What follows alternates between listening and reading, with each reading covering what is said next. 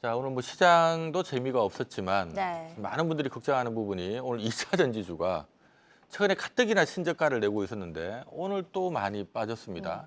2차 전지 가지고 계신 분들 걱정이 많으실 것 같은데 어떻게 하면 좋을까요? 예, 2차 전지는 사실 이렇게 섹터에 대해서 이렇게 질문이 나오면 참 이게 난감한 부분인데요. 근데 우리 보유하신 분들께는 우리가 조금 죄송한 부분이지만 주식을 좀 이성적이고 냉정하게 할 필요가 있습니다. 그러니까 최근에 2차 전지의 흐름들을 보시게 되면 중국 업체의 배터리, 중국의 배터리 산업에 대해서 크게 밀리고 있는 상황이거든요.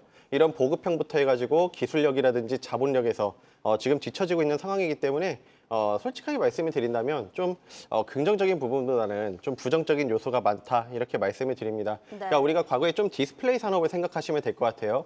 과거에 LCD부터 해서 우리나라가 디스플레이 우위에 있었지만 이런 기술력과 자본력이 따라오면서 중국 업체가 많이 우위를 점했거든요. 그래서 당분간은 좀 단기간에서는 조금은 쉬어가는 구간, 이 전기차 수요가 좀 회복이 되는 그런 것들이 모멘텀들이 필요하다 이렇게 말씀을 드리고요. 제가 차트, 테슬라 차트를 통해서 함께 말씀드려볼게요. 네. 최근에 테슬라 차트를 보시게 되면 좋은 흐름이 나와주고 있는데 반면에 우리나라 2차 전지 관련주들은 다른 모습들을 보여주고 있거든요. 근데 이런 테슬라를 우리가 보실 때 이제는 테슬라가 올랐다고 해서 2차 전지는 저는 테슬라가 좋으면 2차 전지가 좋다? 저는 그거는 좀 이제는 멀리해야 된다는 생각으로 판단합니다. 테슬라가 이렇게 주가가 오르는 것은 전기차가 아니라 이런 로보택시라든지 자율주행 그리고 로봇 산업 이런 앞으로 차세대 미래 먹거리 산업으로 이렇게 오르고 있는 거거든요. 기대감으로. 그래서 당분간은 좀 2차 전지는 신규 접근은 좀 무리가 있어 보이고 보유하신 분들 관점에서도 좀 반등이 나올 때마다 조금씩 비중을 축소하셔가지고 저는 좀 다른 섹터에 공략을 하시는 전략 제시드리겠습니다. 네. 네. 자, 오늘은 뭐 2차 전지 얘기를 안 하고 넘어갈 수가 없습니다. 우리 이상로 파트너께서는 2차 전지 지금 가지고 계신 분들 위해서 한 말씀 좀 해주시죠. 뭐 지금 사실 2차 전지 관련된 기업들이 대부분 다 하락을 하는 모습들이었는데 과거 2차 전지가 강하게 상승했을 때 모멘텀이 두 가지였습니다. 이제 국내에 대한 모멘텀이 한 가지가 있었고 그리고 미국발 모멘텀이 있었는데요. 현재 미국발 모멘텀에 대한 불확실성으로 인해서 주가가 빠진 거고 다만 이제 국내 같은 경우에는 우리가 예정된 수순대로 현재는 이제 증설 작업과 착공 과정들이 이어지고 있는 상황인 것을 감안해서 봤을 때 뭐 이런 악재에 대한 부분 자체에서 너무 휘둘리지 마시고 주가가 신고가라면 여기에서 한번 이익 실현하는 게 맞겠지만 지금 현재는 신저가 부근에서 한 번 더 추가적인 하락이 나타난 과정이기 때문에 우리가 현재 터널은 어둡겠지만 그 끝은 밝을 것이라는 말씀 좀 드리면서 네. 뭐 위로 아닌 위로 좀 말씀을 좀 드리고 싶습니다. 뭐 제가 이렇게 얘기한다고 해서 여러분들께 위로가 되겠습니까만은 그래도 저는 2차 전지에 대한 정책적 변화가 곧 나올 수 있다라는 그런 긍정적 관점으로 저는 말씀을 좀 드리고 싶습니다.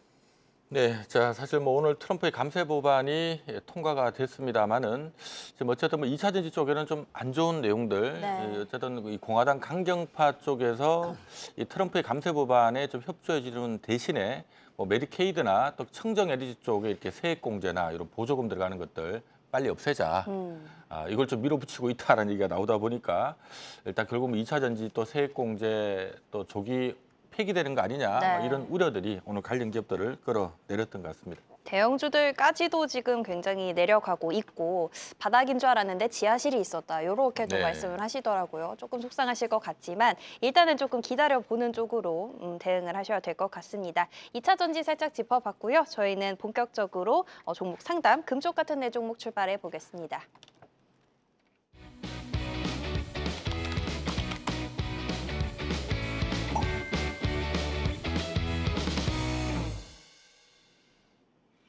자, 그럼 오늘의 종목 고민들 금쪽 같은 애 종목 상담으로 출발해 보겠습니다. 먼저 문자로 들어온 첫 번째 종목 확인해 보시죠.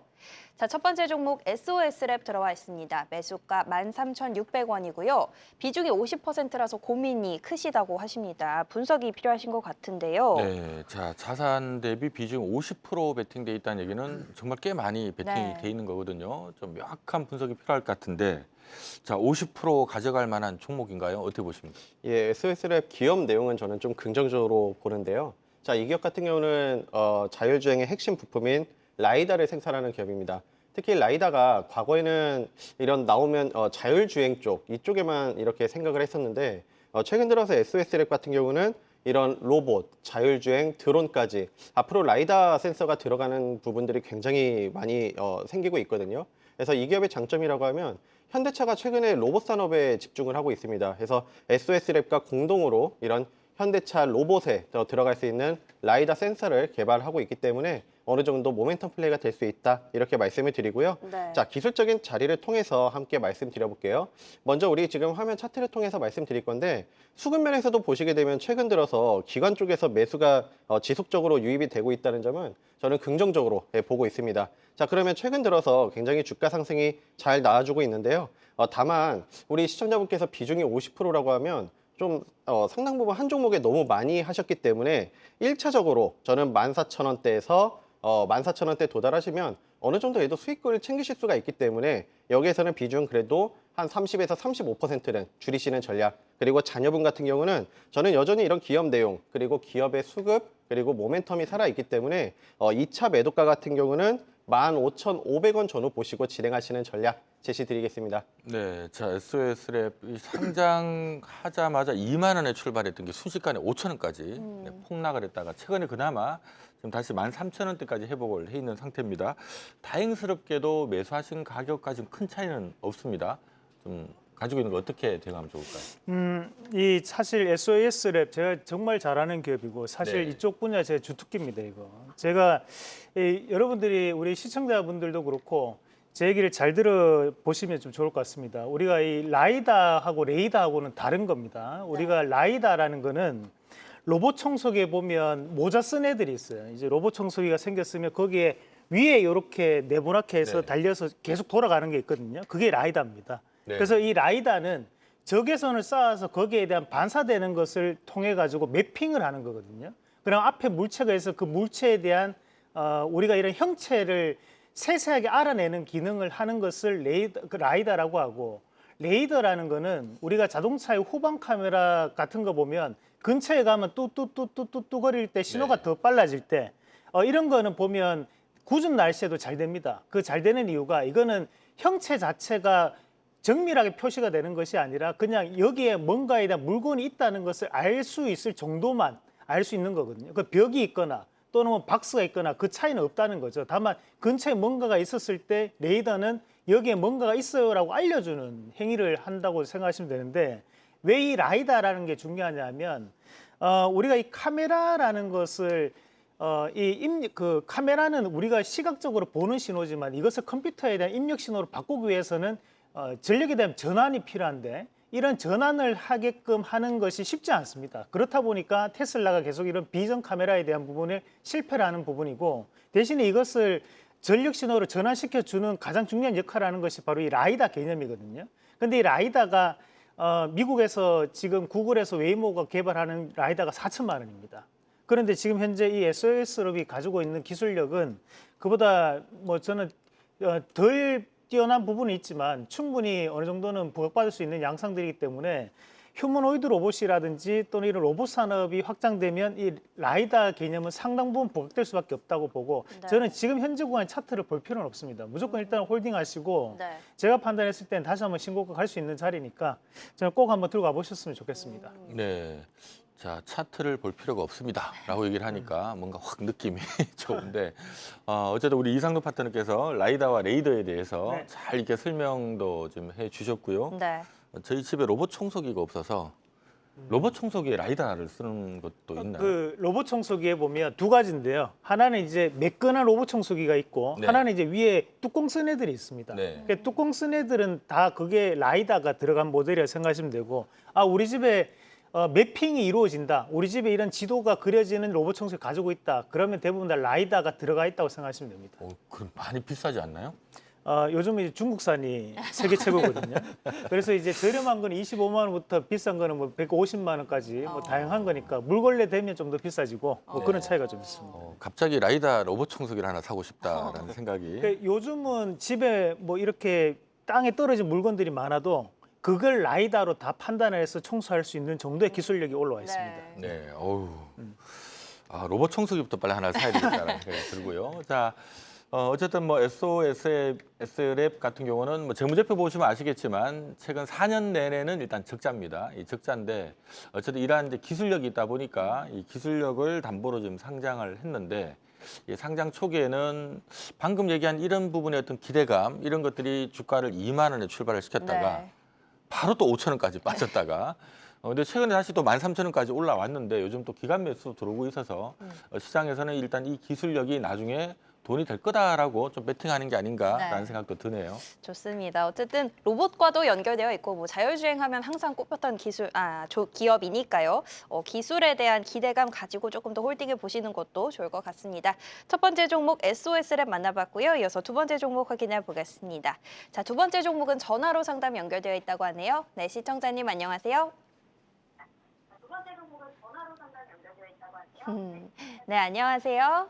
네, 네, 오늘 어떤 종목 상담 도와드릴까요?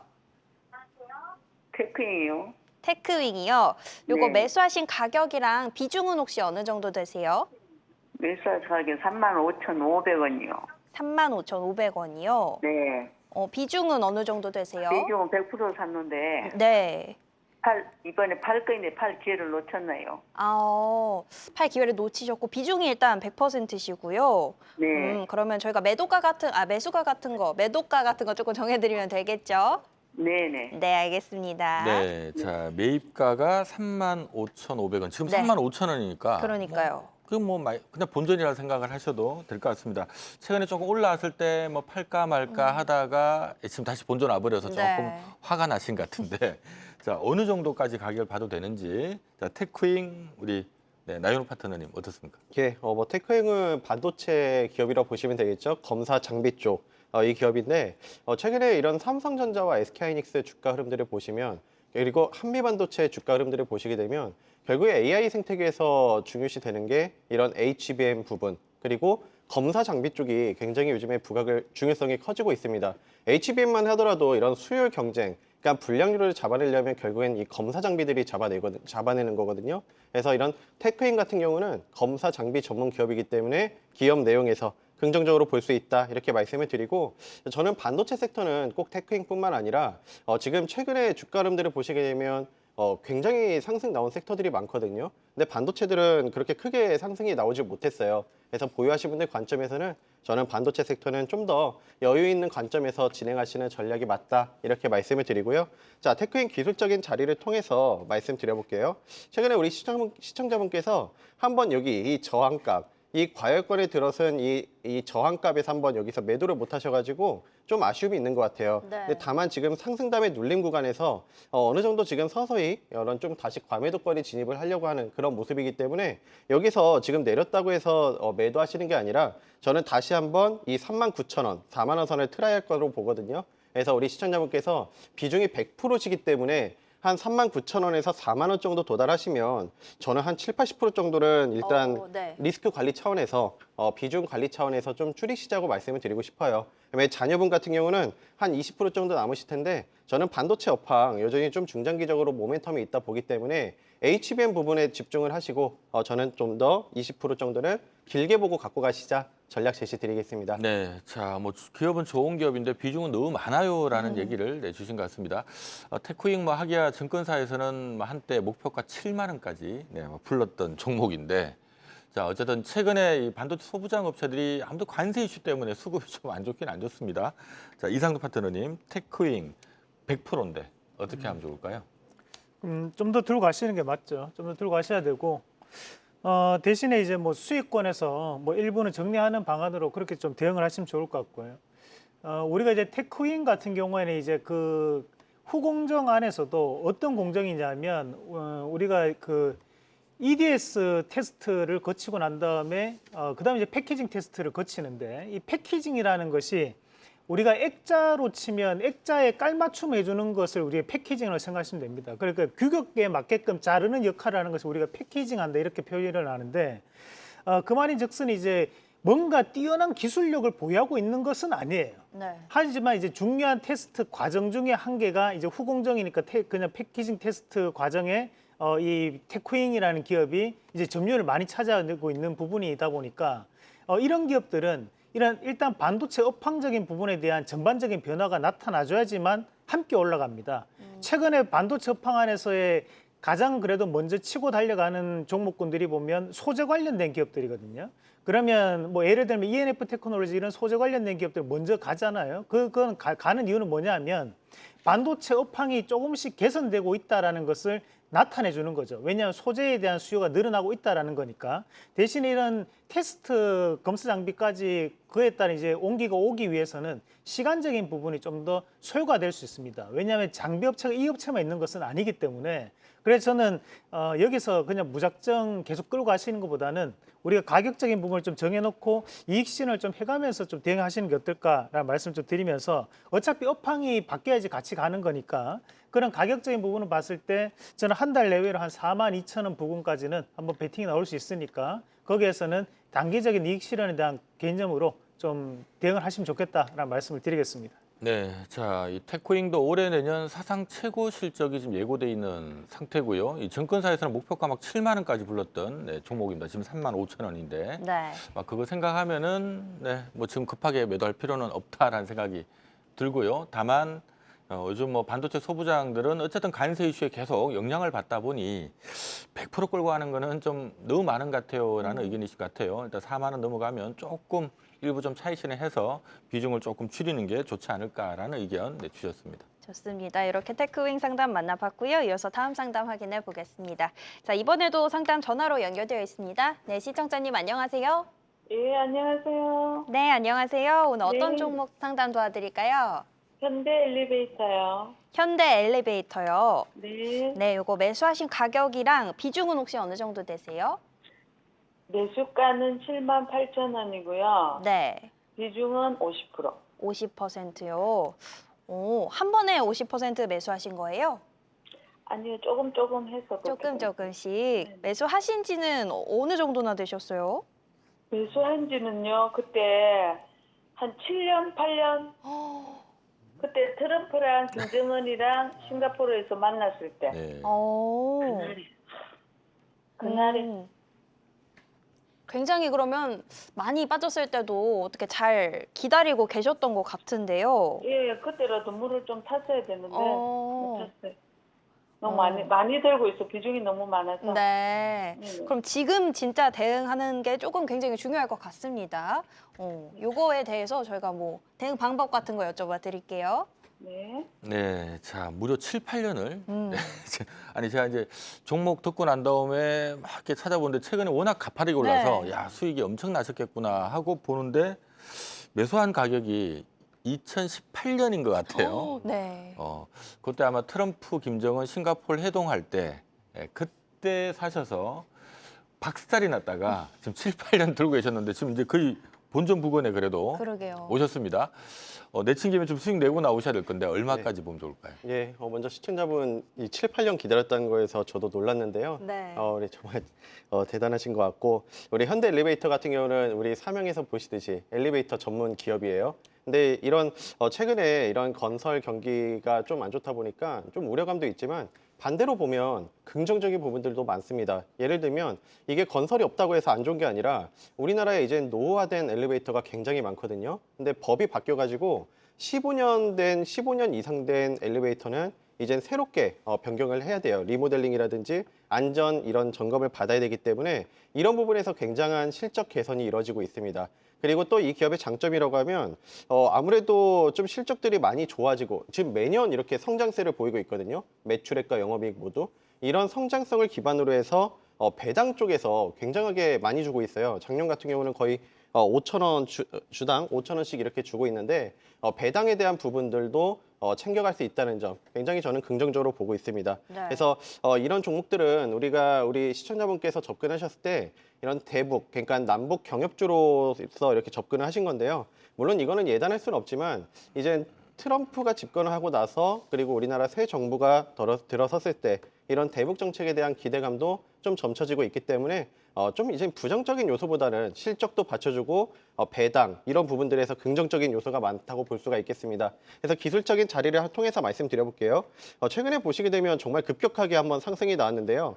지난번 78,000원대를 찍어주고 다시 한번 상승 다음에 이 과열권을 시켜주는 눌림 구간이에요. 근데 여기에서 어느 정도 지지를 해주고 다시 이렇게 돌려주는 그런 모습들이 나와주고 있는데, 물론 근데 우리 시청자분께서 비중을 50%는 저는 좀 많다고 생각을 하거든요. 네네. 그래서 오래 기다리셨지만 오래 기다리신 보상이다라고 이렇게 생각을 하시고 한 78,000원 정도 매수가 정도 왔을 때 비중을 어느 정도 한 20-30% 정도는 줄이시는 전략 말씀드리고, 최근에 증권사에서도 뭐 9만 원대 이렇게 목표가가 나오기도 했거든요. 네. 그래서 자녀분 같은 경우는 이런 실적이나 이런 정책 모멘텀이 있기 때문에 좀 더 중장기 관점에서 보시고 진행하시는 전략, 그리고 배당에 대한 부분도 좀 챙겨가시는 전략도 좋겠다 말씀드릴게요. 네. 자, 우리가 2018년도에 무려 주가가 9만 원대까지 급등했던 종목인데 이게 이제 그 이후로 이제 무너지기 시작해서 2만 원까지 빠졌거든요. 네.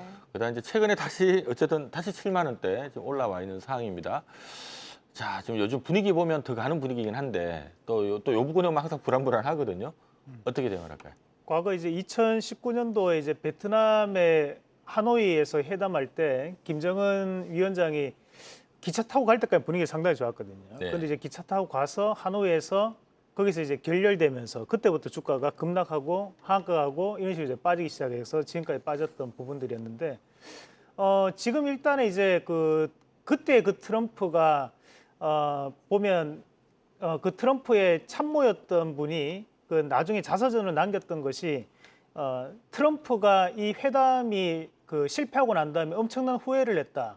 그리고 미련을 엄청나게 많이 남겼다라는 것을 자서전에도 썼던 기록이 있습니다.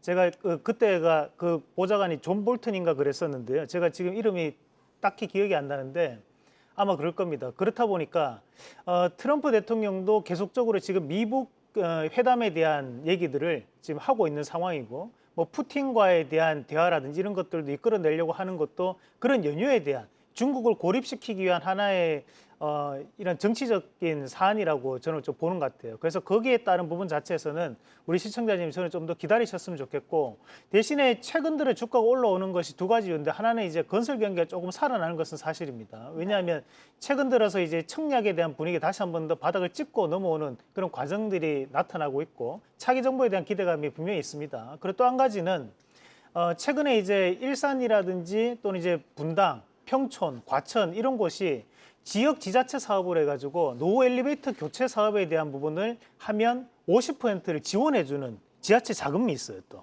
그렇다 보니까 이런 현대 엘리베이터가 거기에 따른 이제 수주를 또 많이 받는 기업이거든요. 거기에 따른 이제 또 재평가가 나오는 과정들이기 때문에 저는 좀 더 추가적인 상승이 가능하다고 보고, 오늘 시장에서 좀 눈여겨봐야 되는 것이 현대 엘리베이터는 약보합으로 빠졌지만 신원, 아난티 이런 기업들도 보면 과거에 경협주에 포함됐던 기업들인데, 신원은 개성공단 1호 입주 기업입니다. 제가 차트를 잠깐 한번 보여드리겠습니다. 오늘 이제 신원이라는 기업이 개성공단 1호 입주 기업이거든요. 근데 오늘 신원이 보면 5% 신고가를 다시 한번 더 쓰는 모습이었고, 그리고 이제 지금 아난티 잠깐 한번 같이 보겠습니다. 자, 아난티도 과거에 하노이에 대한 때 크게 올랐던 기업인데, 이 아난티도 오늘 6% 올랐거든요. 현대엘리베이터도 최근까지도 신고가에 대한 움직임을 보이다가 지금 잠깐 좀 빠져 있는 그런 모습들이 나타나는 거잖아요. 그래서 저는 이게 일시적인 조정폭이라고 보고, 저는 충분히 가능성이 있다. 지금 우리 시청자님 8년 기다리셨는데 은행 이자도 안 나왔습니다, 사실. 지금은 좀 더 버티셔야 됩니다. 8만 원에 보유하고 계시면 적어도 9만 원 이상까지는 올라갈 수 있는 자리니까, 네. 저는 8년 기다렸고 지금 가격대 37,000원대 안 파셨는데 지금 팔면 바보입니다. 그래서 저는 조금 더 바보 같은 행동하지 마시고 좀 보유를 하셨으면 좋겠습니다. 네. 자, 이번은 아니 그 시청자님한테 바보라고. 그만큼 아깝다. 더 갈 수 네. 있다. 알아볼수록 보고 싶은 사람이에요. 그런 의미겠죠. 네. 네. 자, 지금 현대 엘리베이터 어쨌든 뭐 두 분 다 좋은 얘기를 주셨어요. 네. 이거 뭐 어쨌든 지금 실적도 좀 실적 추정치도 좀 올해 내년 내후년 연매출 한 3조 정도, 이익도 1년에 한 3천억 정도 나는 회사인데요. 이게 이제 기본적으로 이제 건설사들 1년에 한 3천억 나면 10배는 한 3조에서 거래는 되거든요.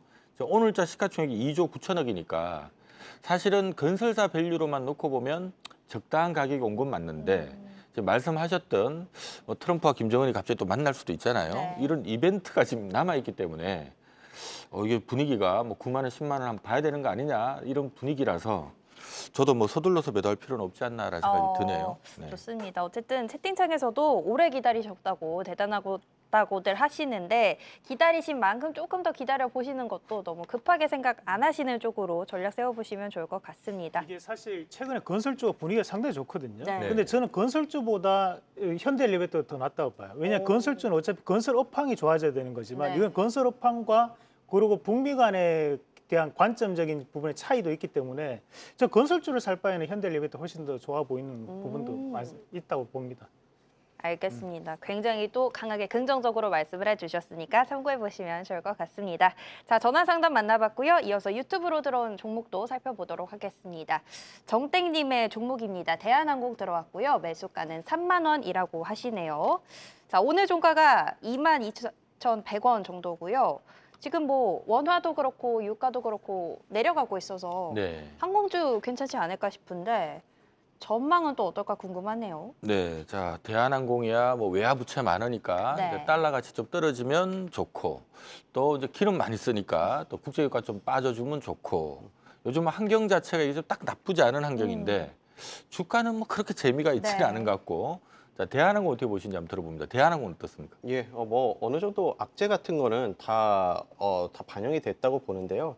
그래서 좀 크게 봤을 때 이제 좀 턴어라운드를 기대할 수 있지 않나 이렇게 생각을 합니다. 그래서 우리 대한항공은 다 잘 아시겠듯이 우리 다 여객기 다 아실 거예요. 그래서 환경적으로도 우리 잘 말씀 주셨지만 유가를 지금 보시게 되면 되게 이게 하향 추세를 안정화 이런 되는 모습들을 보여주고 있거든요. 그래서 좀 환경도 긍정적으로 볼 수 있다 이렇게 말씀을 드리고요.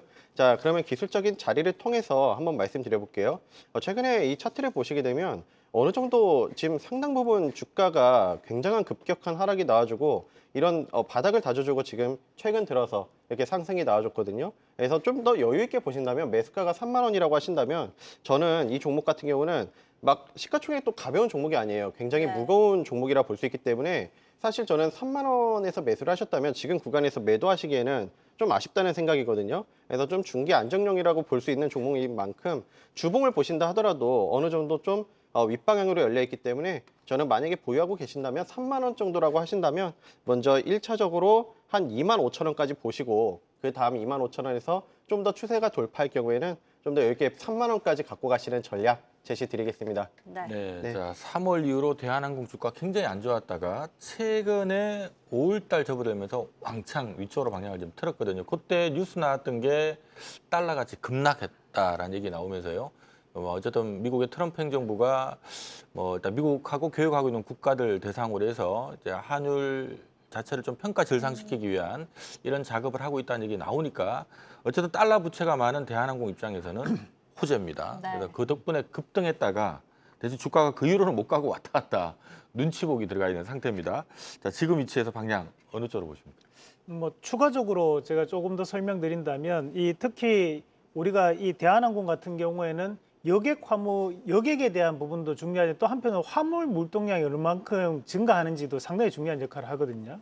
하지만 최근 들어서 이제 우리가 수출에 대한 지표 자체가 계속적으로 이제 저조한 움직임들을 좀 보이다 보니까 이거 불황형 흑자라고 얘기를 합니다. 그만큼 이제 현재는 이제 교역량 자체가 산업 교역량이 많이 줄면서 우리가 이 보면 대한항공에 대한 부분에서도 여객에 대한 부분은 늘었지만 산업에 대한 부분 자체의 비중은 크게 줄어드는 양상이 좀 나타났기 때문에 그런 것들이 주가에 대한 하방 경색을 좀 보였다라는 부분을 또 봐야 되고 대신에 이제 긍정적인 거는 대한항공이 그래도 이제 장거리 노선에 대해서는 대부분 다 이제 독점에 대한 이런 점유율을 보유하고 있는 부분들이 많습니다. 예를 들면 우리가 미국의 직항 같은 경우 90%가 대한항공이거든요.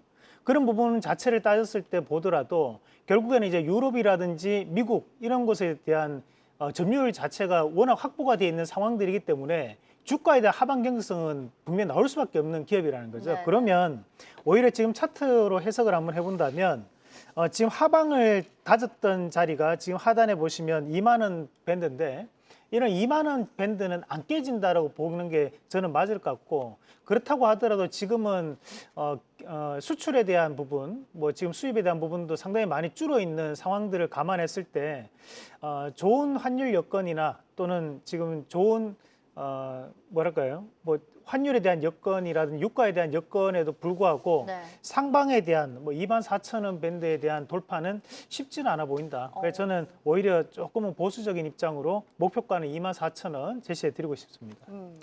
네, 자, 뭐 항공 회사들은 뭐 당연히 사람 실어 나르고 화물 실어 나르고 하는 거니까 뭐 여객 수요나 화물 수요를 우리가 봐야 되고요. 또 동시에 대부분의 이제 비행기를 다 구매한 게 아니죠. 렌트해서 씁니다. 네. 외화 부채가 달러 부채가 많아서 이 달러 값이 어디로 가느냐 하는 것들도 굉장히 중요하고요.